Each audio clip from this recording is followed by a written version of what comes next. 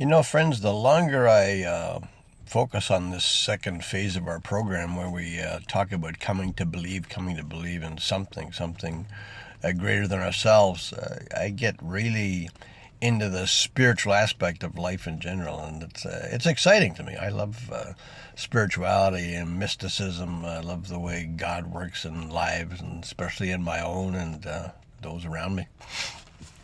But when I think back to what this second step in our 12, 12 steps says is that we came to believe in something, and a lot of people talk about in the programs about a threefold coming. In other words,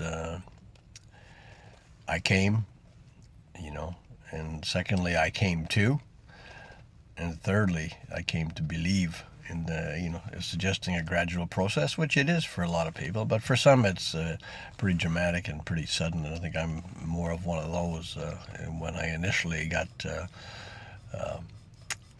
taken into the camp of the Christian world, if you will. Anyway, I know now that the real reason I came to 12-step, aside from trying to fix other people and help others get better, and never realizing maybe I had some problems that could be worked on, and never dreaming that the use of this 12-step theory that was designed for alcoholics could be of value to me, who's not an alcoholic or an addict. Although I've learned a lot about what addiction, dependency, codependency, and so on is all about, and I've learned that you dig deep enough, we all fall into the same root, if you will, the root of wanting to be in control of our own lives, and learning after a time of great effort that we can't even do that very well. And matter of fact, can hardly do it at all unless we have something that we can rely on when things just don't go our way or for whatever reason. Anyway, I realized after a while that the real reason I came to 12-step was because there was a spiritual appeal that I could not put my finger on, and did not understand how to connect with it or to learn about it. And I thought there's something about this stuff, about what goes on in these rooms, and I think I'm just going to keep coming here, because it makes me feel good. And I noticed that my spiritual relationship, my relationship with God, the way I understood God at the time, was becoming more and more profound and stronger and more clear to me. And I had a strong understanding over time of what was going on, and that's never stopped. It just keeps going. So every time when February comes around and we focus on coming to believe, I get into my mystic world and have kind of a great time with it. And I start analyzing things like, spiritual, not so much spiritual warfare, but spirituality, what it's like when it's in your life, and how do you connect with it? How do you pray? How do you ask? How do you know when something's spiritual or not? How do you know when something's God's will or your will or someone else's? And I've learned a few things, and we've developed this two-way prayer over the last number of years, and it's been around for a long time, but we've kind of taken it on a different trail where we can involve so many people with a form of prayer where somebody's praying for somebody or for an issue, and everyone other than the person doing the praying is really listening and waiting, and eyes closed or open, whatever, but always recording, writing things down, experience as they happen, with no agenda whatsoever, just what's going on, right now, what's getting to you, what are you receiving, what are you hearing, not thoughts in particular about what's being prayed about even, but just being there, being part of the whole process, and recording every experience. I got a pain in my shoulder, and there's a little noise coming from the heat in the basement that's driving me crazy over time, and anything, it doesn't matter what it is, but you record it all, your little visions. I just saw in my quiet time, I saw my mom, I saw her in a blue dress, etc., etc., whatever the experience is.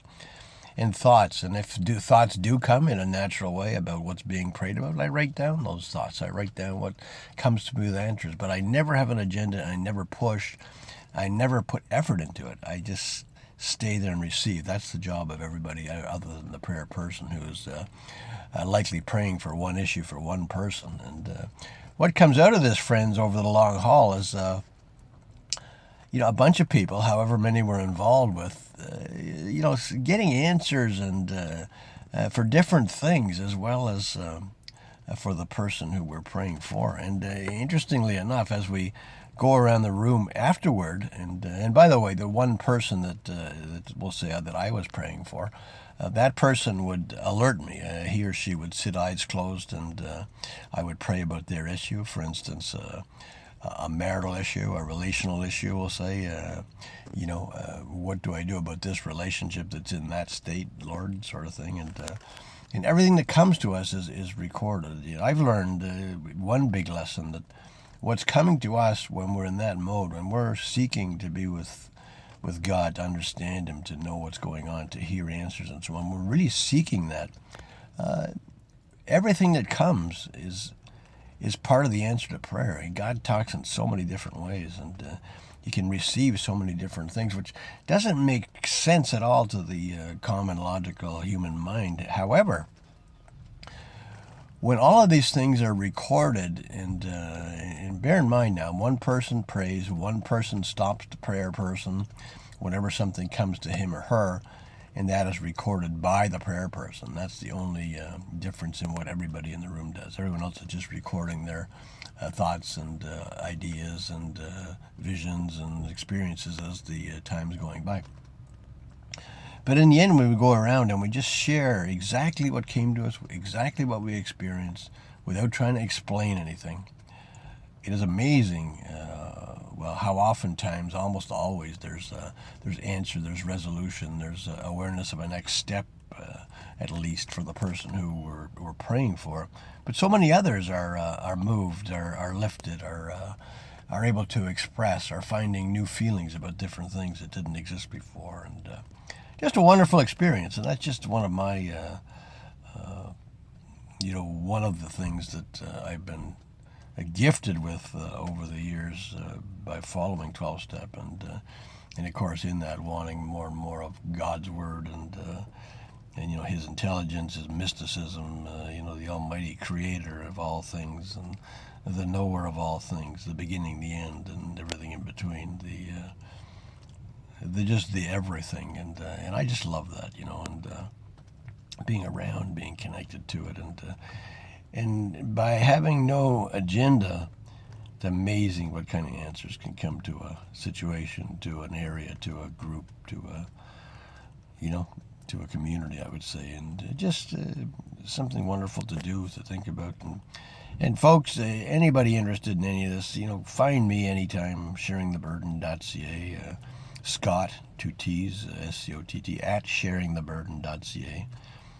Listen to our recovery show Tuesday mornings, 10 a.m. on 102.9 FM in Stouffville. And not a very strong signal, so if you're not in Stouffville, we're difficult to hear on, other than online, which is the best way. You can listen online, you can record, you can send, you can share. I put all the broadcasts out in the form of a podcast within 3 or 4 days after they're run live. And so every Tuesday morning, 10 a.m., Sharing the Burden, live on whistlefm.com in Stouffville. But you can search 102.9 FM and find a way to connect with us live. And it's, as I say, and everything else you want to do, go to the site, sharingtheburden.ca, check out all the older broadcasts if you're interested, and if you'd like to be a guest, and I'd love to hear from you. So, connect with me.